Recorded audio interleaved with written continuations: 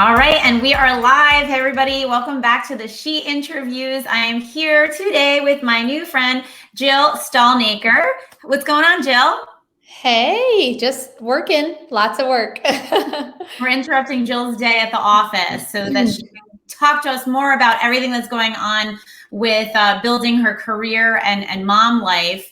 And Jill and I, Jill's another mom that I connected with over Instagram. And this is interesting because we have a mutual friend, but I'm not really sure that we connected because of her. Did we figure that out? We did not figure that out. I have no idea. I don't know if there was a tagging situation or if she mentioned it here at the office or what, or if it's just coincidence. I mean, Instagram has like their suggested people for you to follow and stuff like that. So maybe, I don't know. Yeah. So, but it doesn't matter how we got connected. We're here now.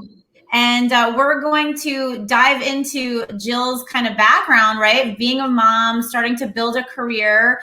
And Jill, in my opinion, has gone through some really crazy, like mom muscle building stuff, which I want her to talk about. Because I think one of the things here at the She Interviews that we want to encourage women to understand is that, you know, we all go through really tough things. You're not alone in that, right? Because we can feel very isolated, and it always looks like on the outside, someone else has it all together. And usually they're going through some struggles too. So we want to kind of like pull back the curtain, talk all about that, and, you know, give you some encouragement so that you can continue on your journey and really kicking butt with your own goals. Right, Jill? That's right. Yeah, for sure. All right. So why don't we start with what you do for a living? Like, what's your business? Okay. So I'm in the music business. I've been telling people now that if it's got anything to do with music, I've probably touched it in some form or fashion. That can be management, booking, and management covers everything. I mean, from coordinating band members and emails. I do a ton of communicating. Like, I feel like I'm always answering emails and texts. Booking for venues, both large and small, developing music festivals, raising funding. So like selling sponsorships for live music events and all kinds of stuff like that. So, and I'm a songwriter as well. I'm not really pushing that. It's just kind of my own personal thing, but that's what got me into it. So that's phenomenal. And now this is pretty much a young business, right? It's been a few years since you kind of started. Yes. It's a young business and it's doing well. So yeah, it's good. That's awesome. And all right, so just want to kind of give like the background picture of it all. So we have this business. It's pretty young. It's doing really well, but you're also the mom of 5 kids. Mm-hmm. Yep. 6 to 14. 15. 15. 6 to 15. Yeah. Wow. Okay. Yeah. So lots of different ages, developmentally, all the kids are doing something kind of different, right? In a different phase of childhood. How are you currently, and you're a single mom? And I'm a single mom. How are you juggling all of those things? So you and I have discussed a little bit. I do have a very active mind, which really helps in this situation. I've not ever been diagnosed, but I'm sure that I'm pretty ADHD. And I think honestly, a lot of women in leadership positions or running companies, a lot of them have some of those, features about themselves. And it's very helpful because I'm able and actually thrive off of jumping around mentally. So it's good for me to jump from, writing an email to taking care of my kids or whatever. And as my business has progressed, I've had to kind of get really good at time management. So I cut out time for work and I cut out time for my kids. And I've kind of learned how to like control, what I turn on and off in my brain. But when it gets crazy, which it does, like I can handle it pretty well. So I think that helps. It's just knowing yourself, knowing how your mind works, and mind works great off of bouncing around. Yeah. So that was kind of like the next thing that I wanted to ask you about, because basically I said, how do you handle it? And what you just described is a lot of mindset work.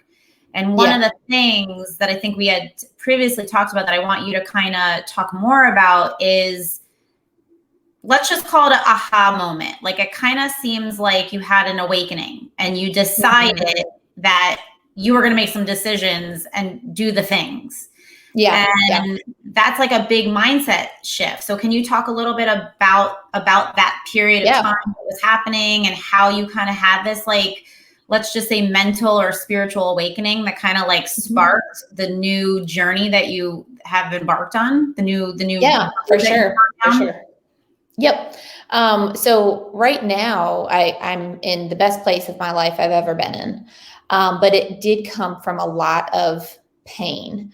So I think, I had a very difficult marriage. And when I finally made the decision to leave that marriage, I don't know that I would call that moment my aha moment, but it was definitely a huge decision. And I knew how much I loved the music business that I had begun building about a year before that. And I just knew that I was good at it. Like it's my thing, and I think I just decided I'm going all in. And I'm not an overthinker. I'm very optimistic. So I kind of approach life like, this is what I want to do, and I'm going to figure out how to make it happen. It's just who I am. And so I just started, and there were a lot of right place, right time things as well, and a lot of support around me. So that helped a lot. But the community that I'm in, there's not really anyone that's pushing the live music scene as much as I am. And so that's the right place, right time. Like I just kind of was here, and all of a sudden, like I'm the music person. But then that has spilled over into a lot of Nashville acquaintances and opportunities for me as well. So I eased into my aha moment, I guess you could say. The last few months especially, I don't know how this works. A psychologist could probably tell you, but I definitely know that I have like officially healed from a lot of trauma in my life, because I started noticing this like unlocking of my mind. And all of a sudden I was very just like every single day, I'm like maxing out every day, and things don't, like nothing scares me. I'm like, I'm going to the top, and it feels very real and attainable. And I think that's what happens when anyone is in the healthiest place they could possibly be in. It is a mindset. All of a sudden you're like, yeah, I can do it. I'm confident. And you're not like spending all this time feeling pain and working through pain and wondering why you feel it and stuff like that. It's very empowering, very empowering. So. But you didn't feel this way. Like, this is a newer thing for you, right? Like you said, you actually said things were unlocking. So what were kind of the mindset barriers that maybe you were feeling before this happened? Because your situation, a lot of times people say like, oh, well, if only, this was different, or only that was different, then I can do X. But in your story, right, your situation actually got a little bit harder before it got easier, right? Right. Yeah, for sure. So even getting harder, your mindset is the thing that like unlocked things. So like, what was it like before that? Before that, it was me living for someone else, for other people. It wasn't me saying, okay, who am I? And what kind of a life do I want to live? It was me having grown up thinking this is what you should do. You should get married. You should have children. You should, be a stay-at-home mom and homeschool your kids. And there's nothing wrong with any of that. And I enjoyed it. But there was always this side of me and I didn't even realize it at the time, but as I got older and further into my marriage, I was like, man, I really like business. Like my ex-husband owned his own business, and it's not a very big business, but I just started feeling like, oh, if you did this for marketing or whatever, like it would grow your business. And I really just loved thinking about it. Yeah. And then, like I said, I've always been musical from the time I was little. I played the piano, and I started writing like little piano melodies at like age 12. And really got serious about my songwriting about age 30 when I had my last baby. I think we knew it was our last, and that I definitely had a little bit of an aha moment there where I was like, I'm like going to do the things. I'm 30. If I'm going to do it, I better start now. I think that happens a lot for people around that age. And I just wasn't living for myself. And I was taught by religion, honestly, that was like selfish. And I realize now that the best thing anyone can do for themselves is pour into themselves and fill their cup and love themselves. Because then you're the best version of yourself, and you will just like exude joy and peace and all the good things, and it will naturally spill over into other people's lives. I'm a better mom. I'm a better friend. I mean, it's great. Yeah. And I don't think this is like an uncommon theme with a lot of women where we struggle with self-care because, and sometimes I say like we become the mom martyr, like we kill ourselves for the benefit of our kids. And we think we're doing it for this like noble cause. Right. I see that. I actually, sometimes I'll be around maybe kind of a crowd that I don't really hang around much anymore. I have a lot of like business friends and women that are just a lot like me. Those are kind of like my tribe now. But some of my friends that I still keep in touch with, I kind of sadly see that they're just hurting themselves, and they're always tired, and they're always struggling. And when they come to me sometimes with issues, my first question usually is, what are you doing for you? Do you ever get to just go out by yourself or with friends and, get a glass of wine or meet for coffee or have a whole day, maybe even a whole weekend to just have fun and be and let loose? It's so important. Yeah. And, the first time I actually heard someone say that in an interview, she's like, I realized I needed some time for myself. And so like I started with an hour, and then it was a whole entire day. And I was like, I thought to myself, I'm like, oh my gosh, a whole entire day. Like there's so many women that probably were watching that interview, like gasping, like a whole entire day. Yes. Right. Because I learned a lot from the women that I interview, right? Like I started my journey interviewing women because I needed help as a mom, right? And then I started recording them because I'm like, I'm not the only one that's going to be helped by these interviews.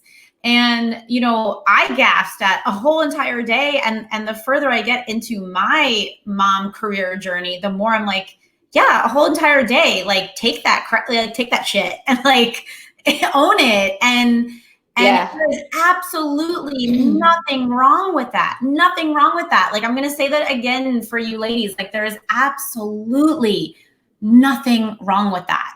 And I think we watch like our husbands and we watch men do that, like not even thinking about it. Like, hey, I'm going to go hang out with the guys, or I'm going to go play a basketball game, or da-da-da. And like, it's so ingrained into like the male culture. It's a norm, but for some reason, why is it not a norm for women? We need to normalize that. It's a cultural thing across almost all cultures. And I think it just takes one woman at a time, especially if you have daughters and a son. They need to see us embracing that, standing up for ourselves. I mean, my kids know, like, hey, I'm going to take a bath with a glass of red wine. Like, do not knock on the door unless you're bleeding out. Like, this is my time. And I always throw in I love you, like, because I do feel that little tinge of like, oh, is this too selfish?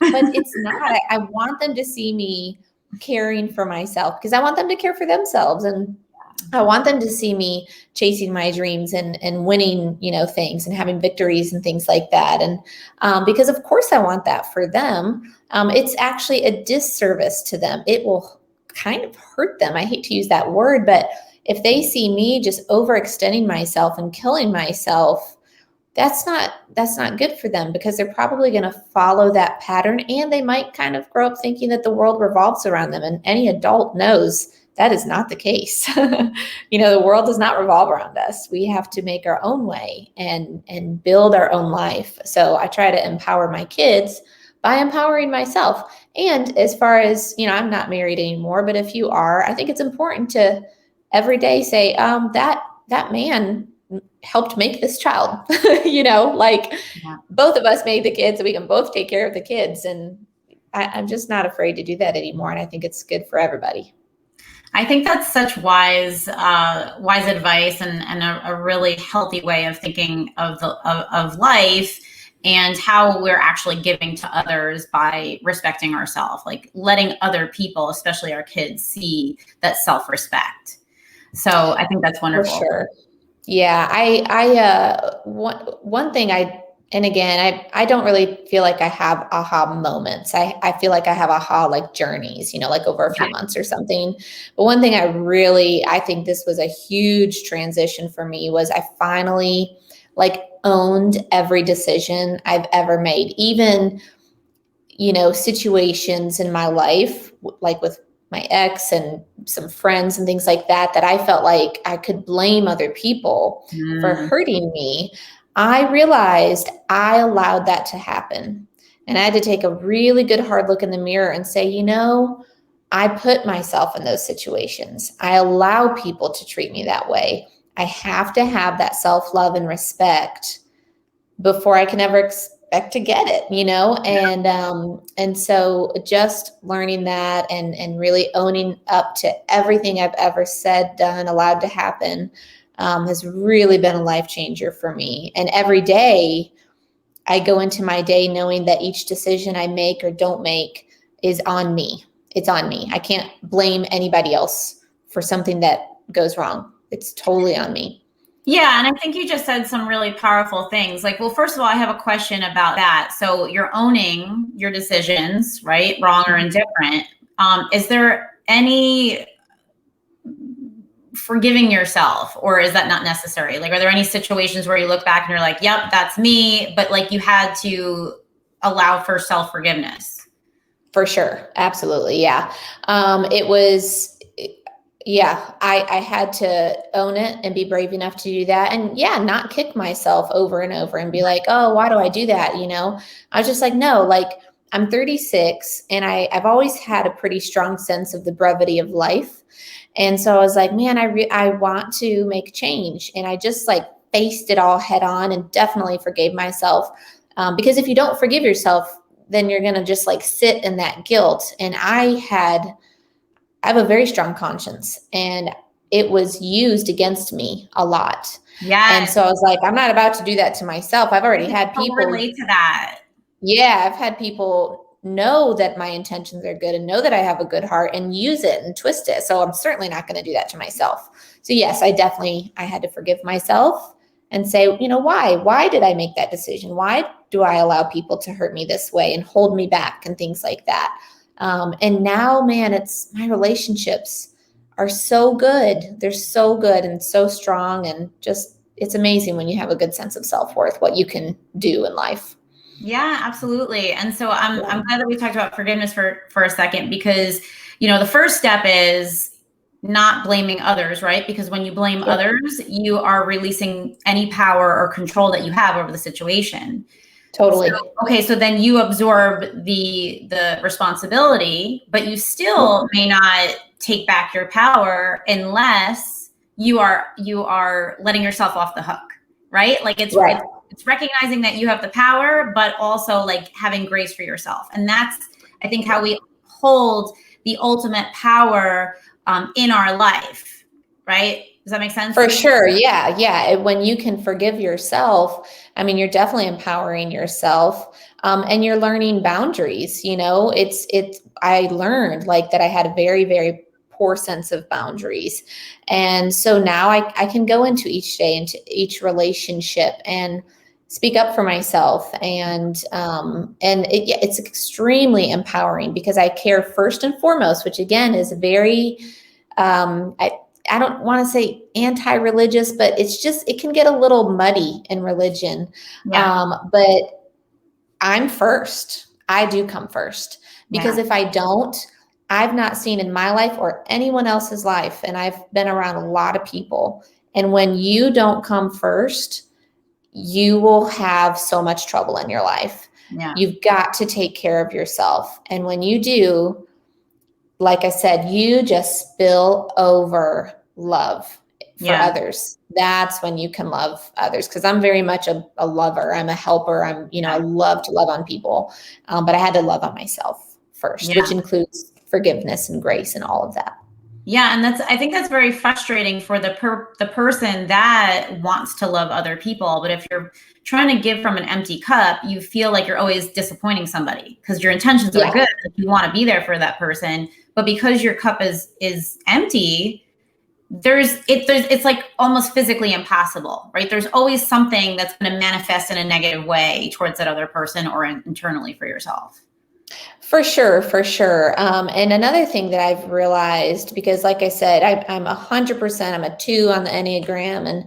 And so I'm the helper, right? But I've also learned that when I love someone else, which includes my children, because I know we talk a lot about motherhood on here, my goal in loving that person is to empower them. I want them to feel that same sense of self-empowerment. My goal is not ever to fix anyone else's problems. That is not my responsibility, and it will only hurt them if I try to.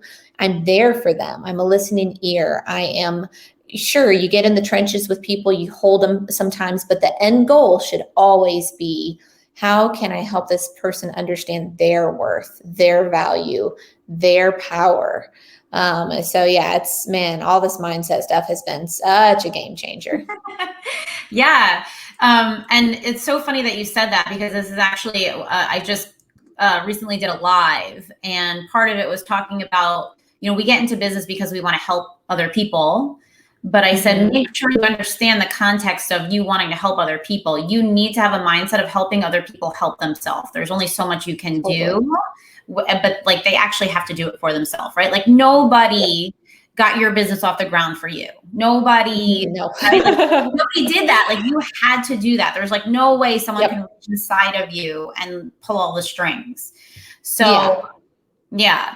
So let's talk a little bit more about, oh my gosh, I love where this conversation went about mindset, because I think it's so important. Like I want people to know your story, and I want people to know of your success. And let's talk about that for a minute. But I'm glad that we highlighted so much of the mindset work that goes into it, because again, I feel like it's so easy for us to look at someone's Instagram page or someone's business and be like, oh man, she's got it all together. Like, and it's like people just think like, poof, you're just like that person overnight. And it's really not. It's usually such a, like, I would even use the word grueling at times, like grueling process to turn into the person that we're meant to be in life. And we really need to fight for it.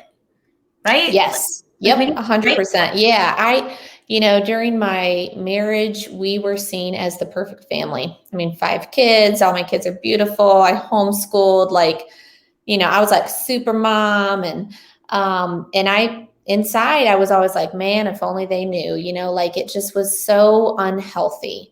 But I felt like I was supposed to like put on this front, and it was horrible. It was awful.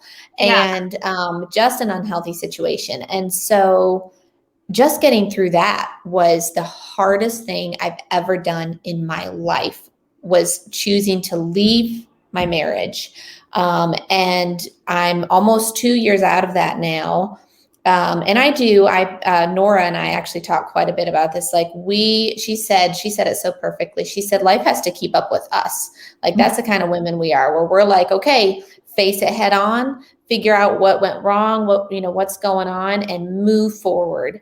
But it takes such a strong mind to do that. So what I did, and I had kind of already started to do this, but definitely after I became a single mom, I surrounded myself with strong people, very successful people in business. And I'm just thankful that they're around me, but like I just gravitated towards them and clung to them, and, would like take CEOs out to lunch and be like, how did you do this? And like, what do you do? And everything was about mindset. Man, so many of these CEOs, way up in business, people that I know, all of them, a ton of them are like dyslexic and like ADHD and like, didn't do great in school and stuff, but they have a mindset that, one of my friends told me, he was like, if you want to make it or whatever, you're on a train and you're on this trajectory and you just have to say you're either on it with me or you're not. And I'm kind of at that point now because at the time I was like, man, that sounds really mean,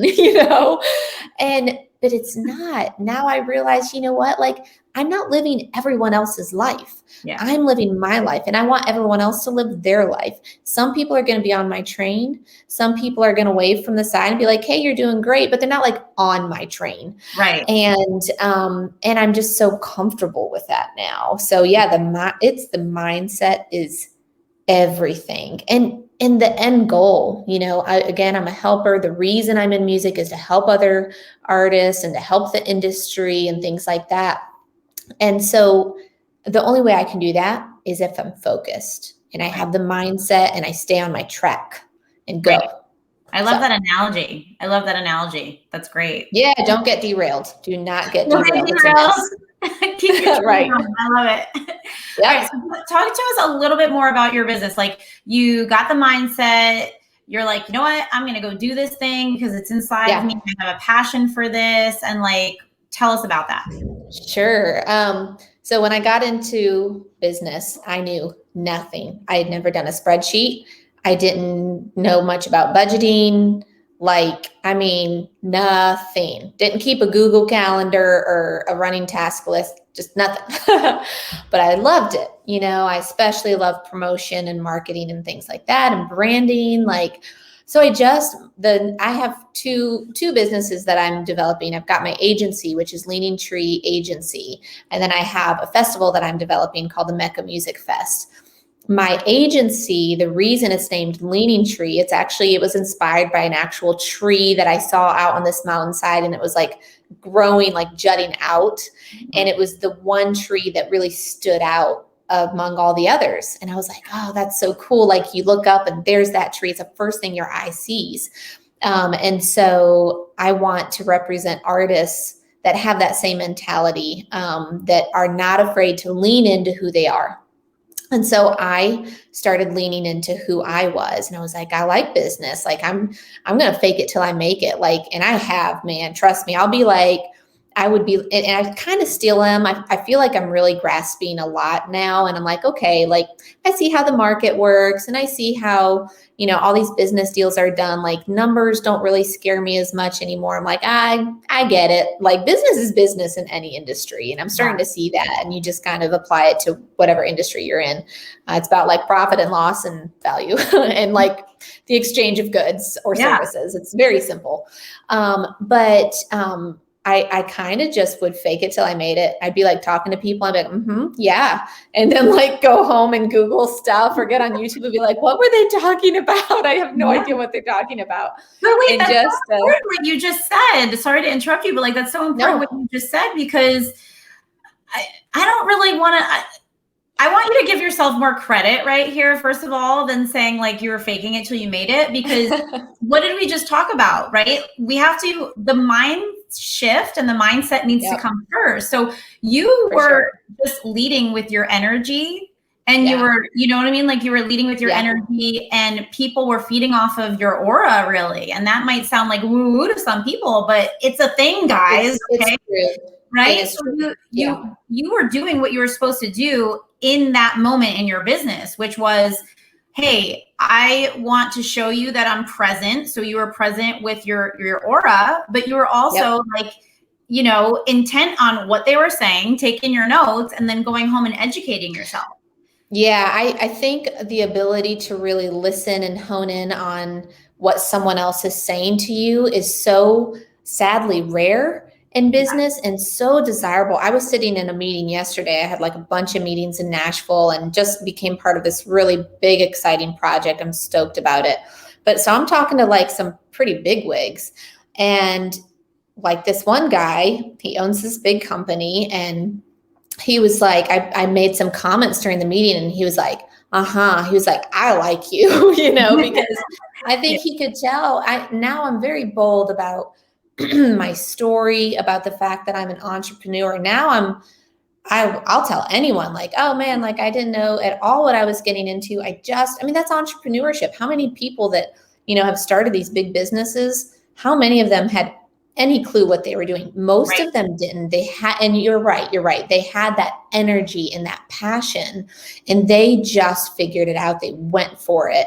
And that's way better than coming into a situation where you think you know everything. Nobody wants to be around someone who's like, I know I'm better than you or whatever. No, the most successful people never stop learning. They're constantly bettering themselves and surrounding themselves with people that are way smarter than them. Like that's definitely a key to success. And so I do think that I've been well received in this industry because I'm so hungry for it. Like I want it so bad.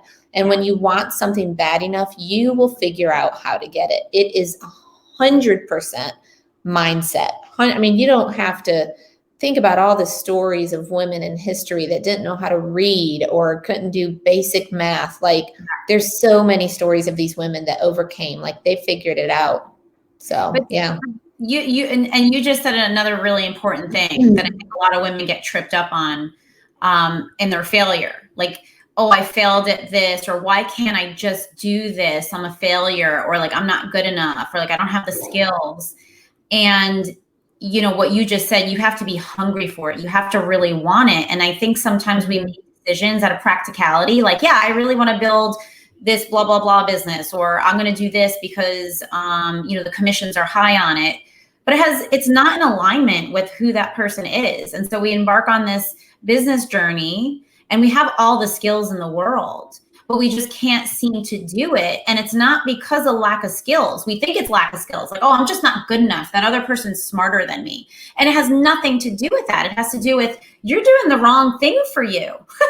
You're doing the wrong thing. It is, yeah. We were, again, back to this meeting I was in yesterday. It was just, it was definitely kind of a validating moment because these two guys who are like very, very successful in what they're doing were both saying like, never chase the money. Do not chase the money. Like they've been successful because they didn't chase the money. They chased their passion. And because you're always going to kind of do that anyway. If you're in something that you don't enjoy and you just hate, sometimes it's necessary for a time, but the end goal should always be to be doing something that you love because your mind will constantly be pulled towards that anyway. Absolutely. Like you can't turn that off. And yeah, follow your passion, follow happiness and joy. And things will fall into place. They will, because your mind will be more engaged when you're doing something that you love. This is so counterintuitive to what we're raised to believe, though. Yep, it really is. It's sad. School, right? Get a good degree in something practical. You get a good job, and that's going to equal your dream life. And then, along the way, you hear people say, follow your passion. But like the other noise is so much louder. It is so much louder. And I think most people, they live for other people and they live in fear. I'm going to get my first tattoo pretty soon. And I think it's going to be like a little script thing. And it's going to say, the only thing stronger than fear is the will to conquer it.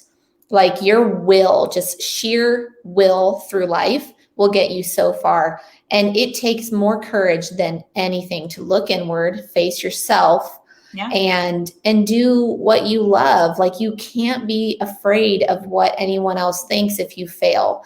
And that's just literally something you have to jump into. You can't explain it that well to anyone. Because I heard that all the time. I'm around entrepreneurs. Like I follow all these entrepreneurs on Instagram. They all say that, but like when I felt that release, because I had been leaning into it for so long, I finally was like, oh, I really, well, I won't swear on here, but I don't give. I already did. Anything. Okay. Like my give a damn is turned off at this point. Like I don't give a damn, and it's the most freeing feeling to turn that off and be like, yep, like I'm on my track. I know where I'm going, and it might get a little shaky occasionally, but that's okay. Like, I'm not doing this for you. I'm doing it because I know I'm supposed to do it. And so if I fall occasionally or fail or whatever, like, whatever, just get back up and keep going. And the thing is, it's funny because the world has so much respect for people who do that. You know, it's so hard when you're doing it, but people secretly sometimes, I mean, they respect it. But I don't think it's secret. Like that's the weird thing, Jill. Okay. We are afraid. What if what if I fail? Well, what if you fail? What happens? Well, then I'll be embarrassed, you know, like I will have declared that I'm going to go do this thing and I will have failed and I will be embarrassed because someone's going to be there saying, I knew you wouldn't be able to do it anyway. You know? Right. And yeah, I think, and it's, you know, different in every community or whatever, but like I've realized in my own community, all of the most successful people, like they're all really tight with each other and they've all failed, all of them. And like now that I'm in business, I'm in the business world, like very deep in the business world at this point, I'm surrounded by failures. Like everyone has failed. Yeah. So that's where I was kind of leading with my point is that like, that's how the people, right? I was one of those people for the longest time. I totally just neglected who I really was because I was afraid to like be who I was. Right. Because when you're the first time you step out to be yourself, like you feel naked almost. Yeah. It's very vulnerable. Right. You have to have that vulnerability. And so, you know, we feel like, oh, you know, it's a lie that a lot of people tell themselves, I'm going to be embarrassed if I fail. But yet all of the successful people that are around them that are, you know, like easily accessible to hear someone's story, they're so transparent with their failures. They're so transparent with, you know what I mean? Like you'll watch an you'll read an autobiography or watch like a special on somebody. Everybody's seen that special, right? Everybody's caught something at some point and about someone that had a really hard upbringing and then they became a millionaire or had a really hard upbringing and then they wound up, you know, creating this movement. And we look at those stories and we go, wow, that's amazing. But not for 1 minute are we embarrassed for that person. So like, why are we saying, well, if I'm not embarrassed for that person, why am I embarrassed for myself? Well, you know what I mean? And I think sometimes a lot of those people, they learned very early in life, like I've already lost everything. I've already been laughed at. Like what could hurt worse? I have that mindset because I'm like, I lost my marriage. Like I've been through such pain and trauma. Like what could hurt worse than that? If I can get through that, I can get through anything. Like failure in business, it's uncomfortable, but like it doesn't scare me out of not trying. I'm like, it really, I think sometimes you just have to go through the pain. And now I will say this though too. Just because most of the successful people in the world have been through failure and pain, I don't think that means you have to go through this like horrible failure and pain to be successful, you know? But I do think in some form or fashion, you're going to go through some hardships. It's either, you know, it could be personal, it could be in business. But man, you just got to dive in and learn to swim, you know, just figure it out and know, and have a good tribe around you. That's another thing that I definitely want to talk about for a second in this interview. I have found my women. I didn't think women like me used to exist. I felt very lonely. I was like, I felt like, oh my gosh, like I'm so much and I'm so driven and I'm just like, everything I do is big, you know? And I'll never forget after my divorce, I was hanging out at a local little eatery and I was sitting at the bar and the person that owns it, he was like, Jill, people around here call you aggressive. And I was like, what? I've never been called aggressive. I'm like the warm fuzzy. And I was like, I liked it. I was like, that's right. I'm aggressive. Like I'm aggressively going for this. I took it as a compliment. And I think being a woman in business and being that like go-getter, some women are like, oh, don't call me aggressive. I'm like, yeah, call me aggressive, man. I'm driven. Like I've got guts. Someone called me a bulldog the other day. It was like, this is Jill. She's a bulldog. And I was like, that's right. Like I'm owning it, man. Such a compliment. I love it. So that doesn't like offend me a bit. But yeah, man, you've just got to surround yourself with the right people. I have men and women both that are, I'm very close to, but the women in my life that are bulldogs and aggressive and like just so driven. Yeah. Oh my gosh. I'm just like, I found my women, and most of them are moms and have kids and they're doing all the things. And I'm like, okay, they do exist. They do exist. They do. It's something that just like love my guy friends to death, but it's just so special to have my tribe of women around me. Yeah, absolutely. I love that so much. So you hear that, ladies? Your tribe is out there. If you haven't, if you know, feel like what's wrong with me, you feel lonely, isolated, there's nothing wrong with you. It just means that you really have not found your crew, and or you may have not found yourself yet, because that's a part of the equation too. You have to find yourself first to know whether or not you're in the right crowd of people and how to start attracting like-minded people around you. Once I really believe that once you're in a healthy mindset, that's when you really start to attract the people that are supposed to be in your life. Total 100%. It's they come to you, it feels like. Yeah. Totally. Yeah. So what are some, this was a long interview. I hate and love long interviews because like when it's long, that means that we're talking about a lot of really good stuff, but I try to keep them short. I don't know why I try to keep them short. I'm going to stop doing that. Like whatever happens. Let's have an all-nighter one night. Like just interview one woman after the next and be like, ladies, get your wine. We're staying up all night. We're going to have to do that on Clubhouse. I think, maybe you're onto something right there. We're going to do that on Clubhouse together.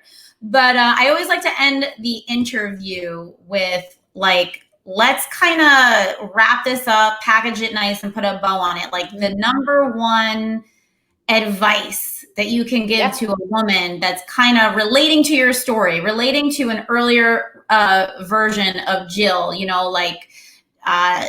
pretending to be somebody else, kind of, like the super mom, but really suppressing that passion to want to do something for yourself, whether it be in business or other, maybe drowning in a marriage and not, not having the courage to deal with that relationship yet. What kind of advice can you give to somebody there? Right. So my new motto in life, and this will probably be another tattoo. I have like no tattoos, but it really means so much to me. Now I'm like, that's why people get these tattoos. Yeah. Love and respect yourself. Love and respect others. Life is really, truly that simple.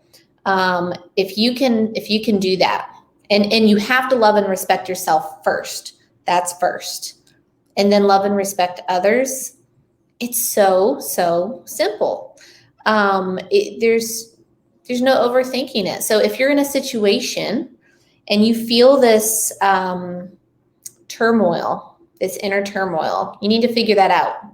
You need to love and respect yourself and face it. It takes the greatest courage to love and respect yourself and to face yourself. Do that. Take the time to do it. It's okay if other parts of your life are falling apart while you're doing that. It's important. Yeah. And everything will flow naturally after that. And be brave, be courageous. Know that there are 7 billion people on the planet. So if you're in a situation where you're like, no one in my circle is going to understand, nobody's going to support me, do everything you can to get out of that circle. Get out of that situation. Find your people. I promise they're out there. They may not be like me or you. They may be completely different. That's okay. There's 7 billion people. Everybody's not going to like you, and there's nothing wrong with that. So love and respect yourself. Love and respect others. I love that. Thank you so much. So ladies, listen, if you relate to myself and Jill, right? We're here for you. If you don't relate to us, if we're too much for you, right? That's what Nora likes to say. If we're too much for you, we still have a very diverse group of women. And I think the one thing that all of us women have in common is that we're searching. We're searching for that thing, and we're searching for resources. So if that's you, if you're that woman that's searching for those resources, searching for those, few key people to come alongside you in life, I encourage you to go to Facebook and search our Facebook group, which is the She Interviews Challenge Group. And in that group, all year long, we do several challenges, and it's meant to help raise our discipline level, whether we're trying to get better personally with self-care, with our relationships, or in business and career. We kind of, alternate with those topics, and we do challenges. We do them together. We hold each other accountable. So if you want to lock arms with someone like Jill and I'm putting myself in, by the way, in like the same boat as you, Jill. I hope you don't mind. I'm like Jill. No, for sure. For sure. Bring it. Be part of my tribe. You want to hang out with us. That's a really great place to hang out with us. Sure. If you're a little bit different, there's totally women that are different in the group than, that you might jive with better. But again, the point is we all get together to support each other and help us help one another find our place and resources and people to be with us. Okay. So join us in that Facebook group. Jill, thank you so much for chatting with me today. I no longer can see you. The sun is starting to blind me.